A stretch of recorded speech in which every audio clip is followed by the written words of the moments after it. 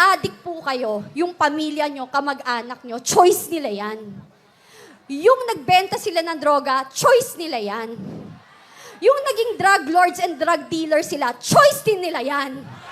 Pero yung mga naging biktima ng mga yan, ng drug dealers, ng drug addicts, saka drug pushers, hindi ho nila choice na maging biktima. So please, tigilan nyo kami. If you want, pag-usapan natin ng human rights, mas ipaglaban nyo ang 2 taong ginahasa, 5 taong ginahasa, lolang ginahasa, ang pinatay na mawalang kamalay-malay, yun ang ipaglaban nyo. Yun ang masakit. Kasi pinaglalaban nyo kriminal. Pinaglalaban nyo mga walang kwenta. I'm sorry, hindi ako sorry, not sorry. Kasi napaka-peke.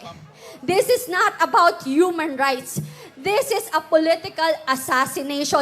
Kasi kung kampante kayo at talagang confident kayo na ang liderato nyo ay nasa tama at okay, hindi kayo manggigipit ng tao.